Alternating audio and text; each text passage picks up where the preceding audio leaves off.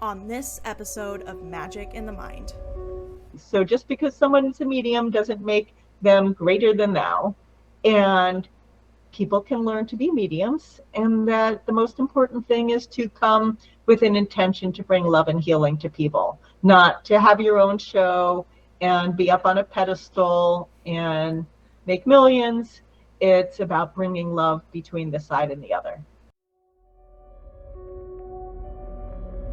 Welcome, seekers, to Magic in the Mind, the podcast where modern science meets with what lies beyond what we can see. Here, we delve into psychology, spirituality, science, and the occult. Each episode will explore the bigger questions of existence, the nature of the soul, our internal world, and how we can understand them through spirituality and magic. This podcast is a sanctuary for the soul. Alongside science and spirituality, we also learn the power of compassion and the magic of extending kindness to others. For in the act of giving, we receive. In the act of teaching, we learn. This is a journey into the depths of the mind as well as the heart, where every lesson is a step toward oneness, every insight a bridge to understanding, and every act of kindness a spell that transforms the world. So join me, Alice Autum Strange, on this journey of self-discovery, scientific wonders, ancient knowledge, and finding your own inner wisdom.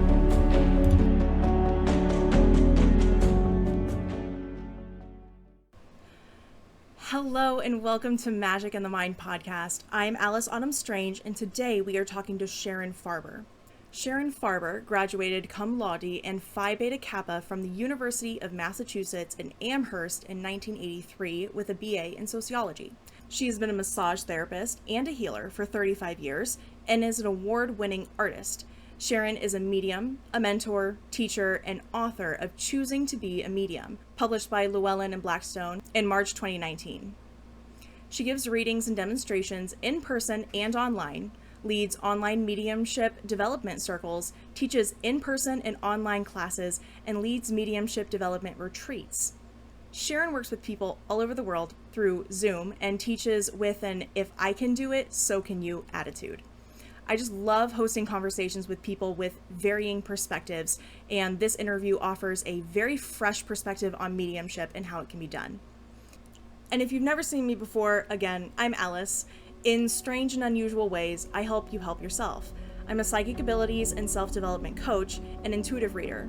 And my belief is we all have our own strange medicine within us all. Before we get into the interview, I have a few announcements. Tomorrow, August 8th, I will be hosting a free live ceremony for everyone who wants to come.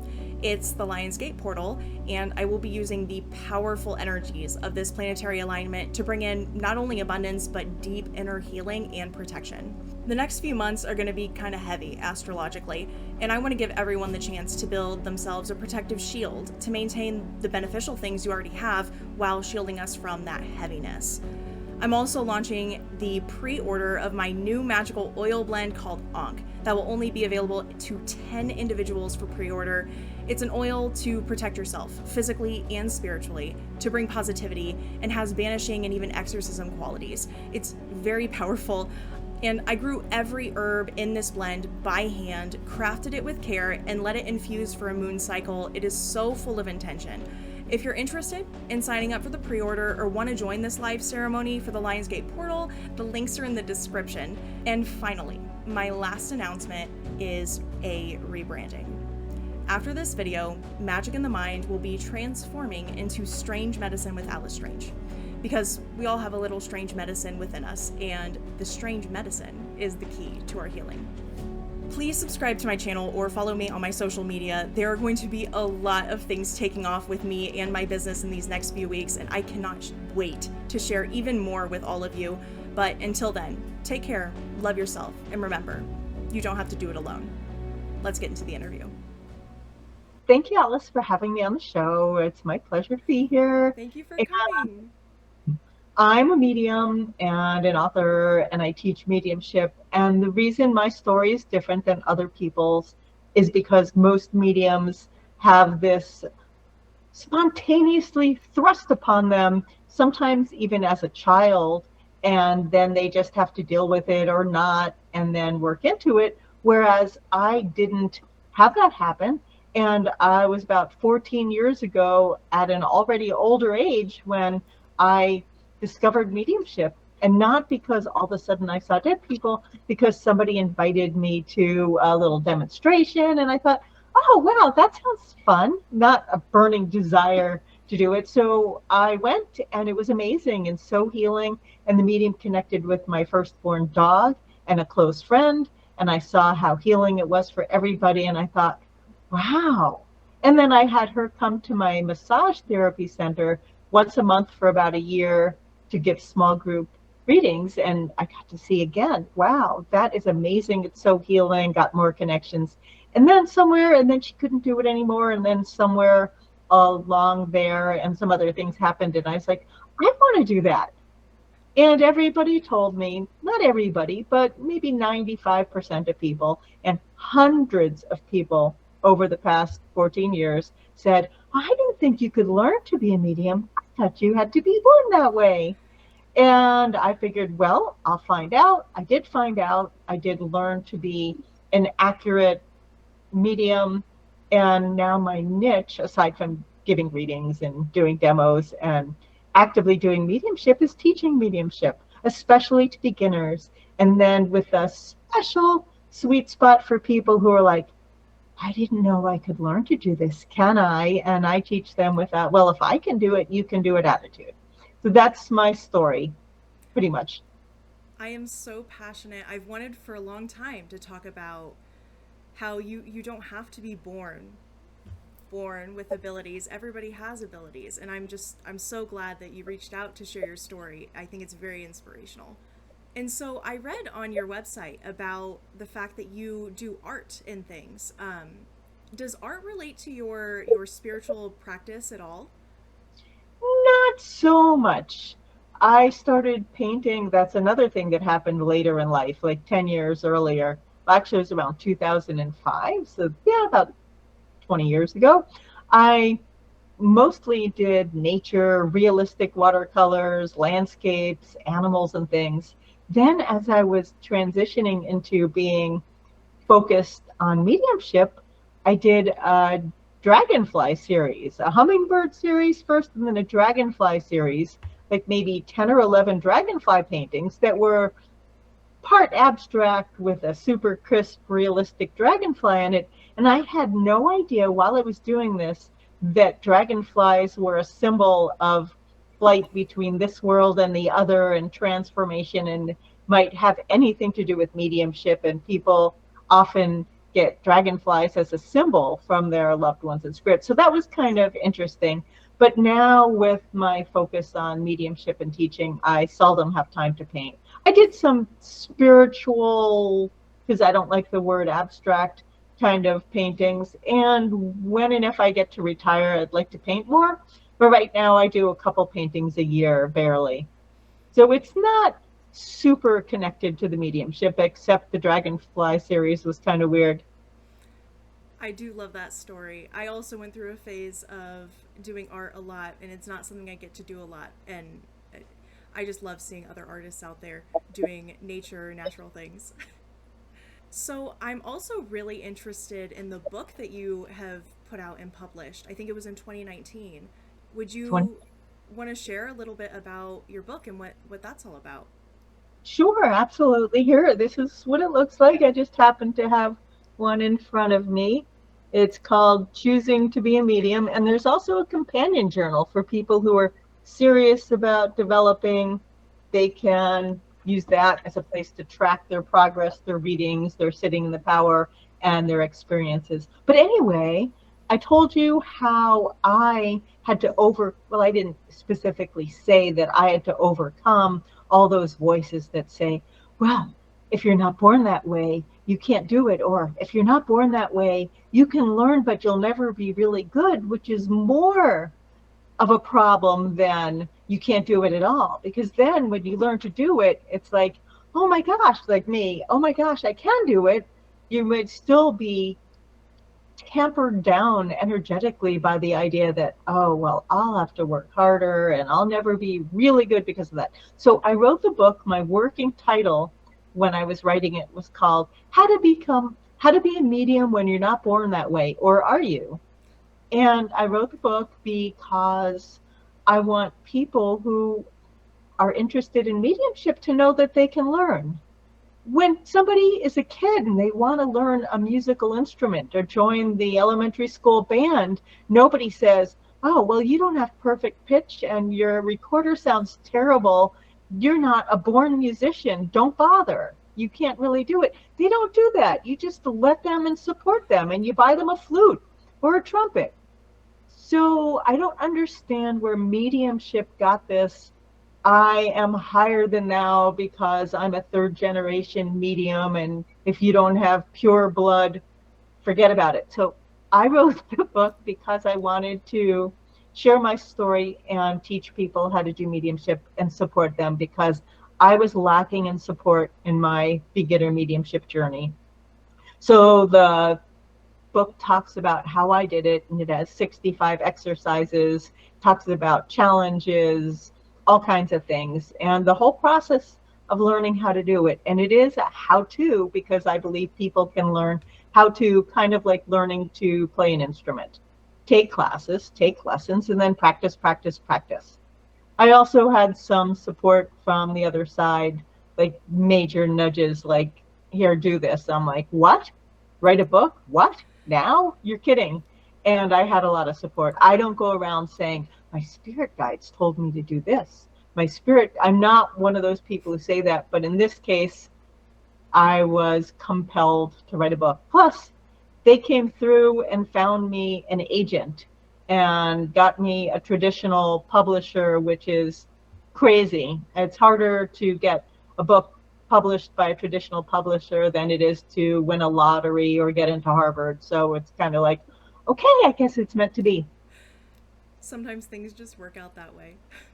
Yes, I'm very grateful for all that support from people on both sides.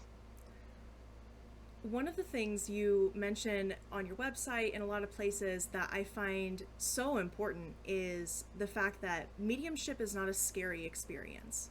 When you go to see a medium, that's not a scary thing. And I would love for you to share with our audience why that is. I believe that the spirit world is literally all about love and light. And people are like, oh, there's evil. And people watch too much Hollywood, ghost stories, movies, and they have this idea that there are evil spirits and demons and entities. And a lot of people in the spiritual world and mediums also put that out there also. Oh, you need to learn to do what you're doing, or some demon's going to pretend to be a loved one and do all this kind of stuff.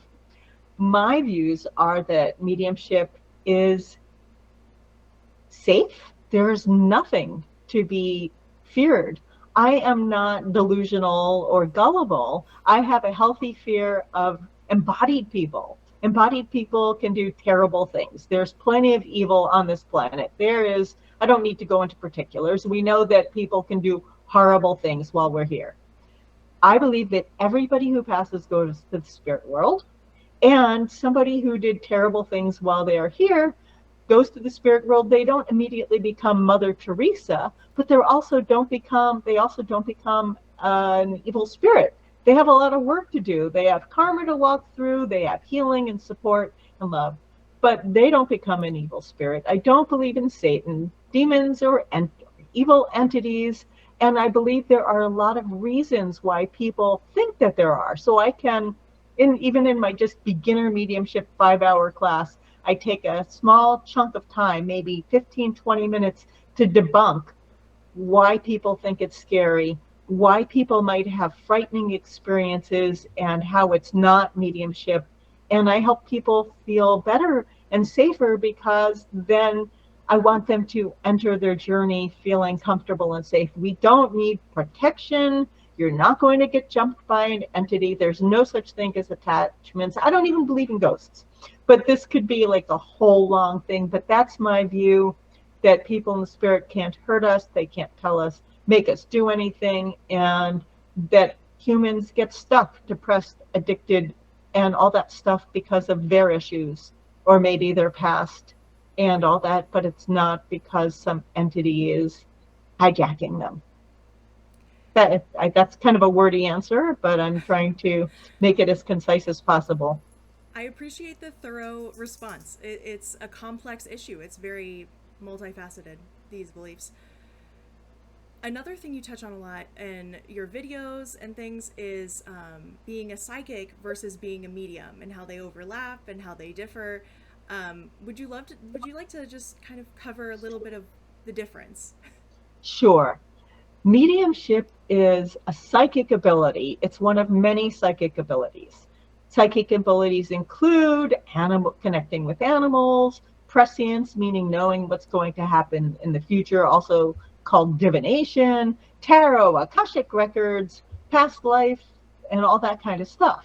Mediumship is a psychic ability, but it's just one. And the whole focus of mediumship, especially in my rigid definition, is connecting with loved ones in spirit, specifically people, humans, animals, dogs, horses, people, and other people and animals who were present in your life that you can recognize. Evidential mediumship gives you enough specific facts about the people or animals we're connecting with so that people know that we're connecting with them. So mediumship is not connecting with angels who aren't people. It's not giving readings about your past, present, future, and what to do with your life, intuitive guidance. It's not past life anything or Akashic records or any of those other things. It's connecting with loved ones in spirit. And just because you're a medium doesn't mean you can read people's minds or know what's going to happen.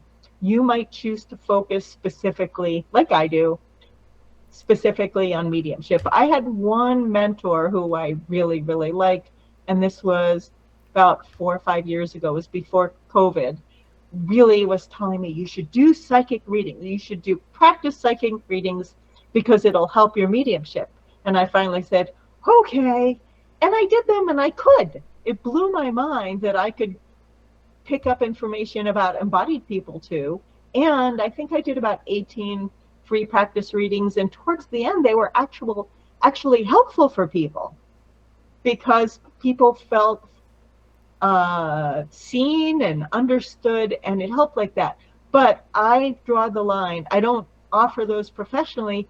I don't want to tell people what to do in their life because it feels like that's taking people's power away, and there's too much possibility for negative consequences. With mediumship, there's no negative consequences. You're not telling people something bad's going to happen or what to do. And all you're doing is connecting with their loved ones in spirit for the purpose of bringing love and healing between the two sides. It's all about bringing love, closure, messages, and making people feel good connecting with their loved ones without doing psychic readings. Once again, a wordy response. That is something I love about your practice and what you stand for is it's all about the compassion and the healing. And I really love, I think a lot of people who do mediumship kind of take a doom and gloom kind of route. And I love that your route is very compassionate. It's all about bringing relief and connection. And that's so needed, because a lot of people, when a loved one passes away, it can be a really hard experience. Yeah, and just for back to that love and light thing, nobody gets stuck. Nobody needs help on the other side.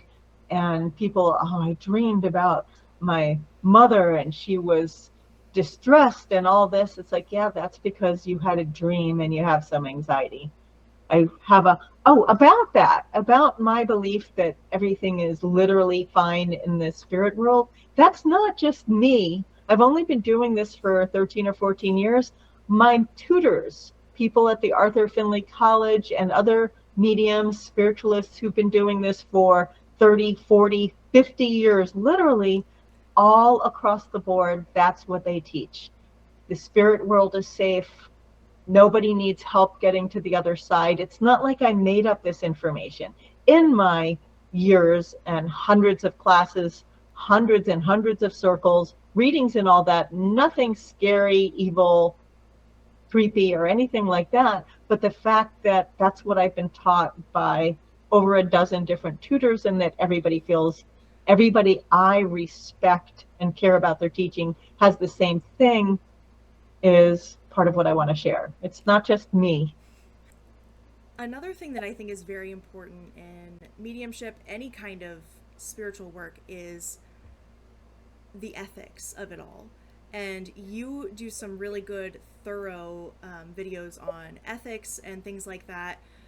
What do you think is the ethical concept that most people don't know about or most people don't really think about? Or maybe they do. I don't know. For basically, ethics is always about do no harm. So there's the big things. Don't pretend you're a medium if you aren't. Don't pretend you can do something you can't. Don't put words in spirits, people. Don't make up stuff, obviously.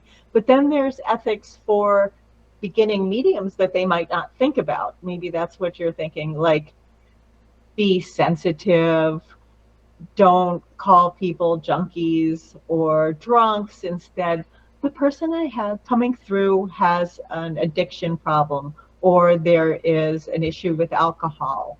Be careful and sensitive when you're talking about unborn babies, especially if it's a group. Don't insist that somebody terminated a pregnancy if they don't want to deal with it. Don't tell people that a spirit person abused them, because they might have repressed it. They might not know. You're not a psychologist, or a therapist. It's not your place to open this up. There's other ways to say this person is coming through and they take responsibility for their decisions and they're asking for apologies. And I'm aware that they hurt you and that it was a difficult relationship, and they're coming through asking for forgiveness and for the purpose of healing, and they're glad you're doing well, da da da da da. So things like that people might not think about. You need to know the difference between mediumship and psychic. Don't give a mediumship reading and then flow into psychic and start telling them about their life without realizing that you're doing it, and letting them know, oh, right now I've moved into my intuition. This is no longer coming from your loved one in spirit, and things like that.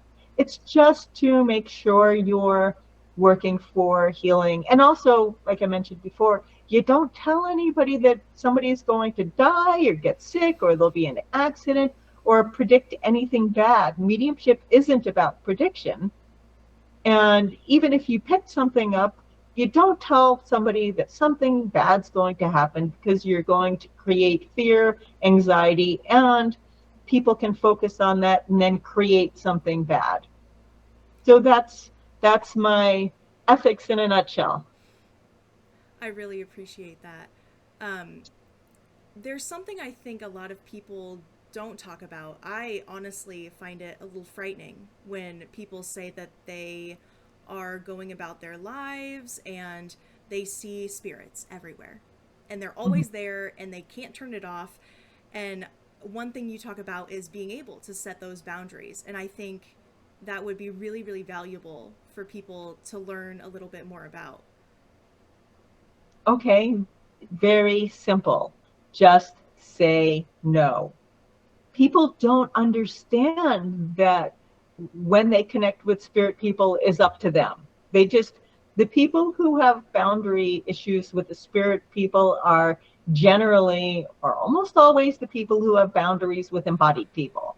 If they have trouble saying no to their family and friends, it's the embodied people that suck you dry, energy vampires, make you miserable, some of them at times. So you learn to say no to them. If you just spent an hour listening to your friend yesterday, and you're a compassionate, loving, supportive person, but then it's the next day and they want to spend another hour being miserable at you when you can't really help them anyway, and you were going to do something uplifting that time anyway. Learn to say no to embodied people and say no to the spirit world. You don't have to engage with spirit people at any given time. You can decide when, use your intention, just say no, make business hours if you want to do it. Like, you don't leave your house. Most people don't leave their house open and let strangers walk right into your house, sit down in your living room, If you're driving a car, you're at a red light, you don't let a stranger generally open your car door and enter your car. You're like, no, get out of here. Well, don't let spirit people you don't know, you're not connected with, that you didn't invite into your personal space. Just say no. You can invite your loved ones in spirit, your close people, to come when they want, kind of like giving a key to the neighbor or your mom, trusted people. But otherwise, use your intention. Ask for help from your spirit people, guides if you want to, and just say no and don't do it. We are never obligated to connect with the spirit person. And regardless, people don't know that. So, I mean, I think that would be kind of exhausting and invasive if you were just in connecting with anybody who wanted to. So, don't. And learn that you don't have to.